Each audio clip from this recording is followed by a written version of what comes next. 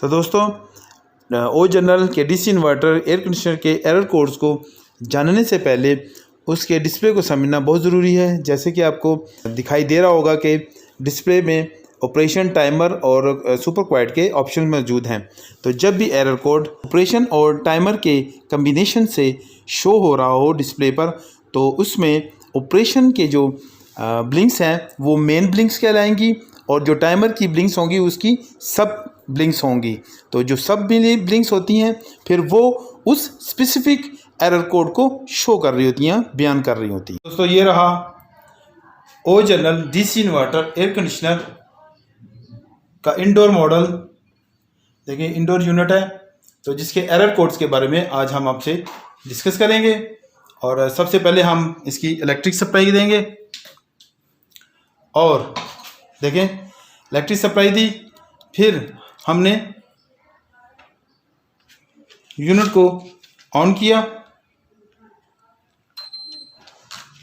On करने के बाद देखें फ़ौरन से देखें जो टाइमर की लाइट है उसने ब्लिंकिंग शुरू कर दी है।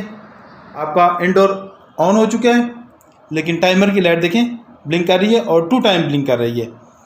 और जब भी ये सिचुएशन आ जाए कि आप जो ही इलेक्ट्रिक ऑन करें और आपका टाइमर 10 से 15 सेकंड के अंदर 2 टाइम ब्लिंक देना शुरू कर दे, तो इसको हम कहेंगे सीरियल सिग्नल और communication reverse error at the startup. जब आप इलेक्ट्रिक स्टार्ट कर लें, दे दें यूनिट को और उसके फ़ौरन बाद ये एरर आ जाए तो इसको कम्युनिकेशन एरर कहेंगे।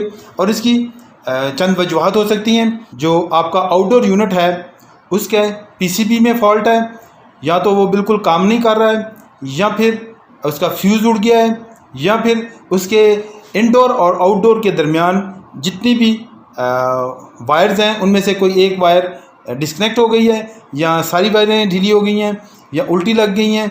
तो वो जो है आपको ये जब भी ऐसी सिचुएशन आएगी तो ये हमें ये 2 टाइम ब्लिंक्स हमें टाइमर पर देगा और इसका मतलब है कम्युनिकेशन एरर। और इसके हल के लिए आप सबसे पहले वायर्स को चेक कर लें, फिर उसका जो आउटडोर पीसीबी है, सर्किट है, उसका फ्यूज़ चेक कर लें।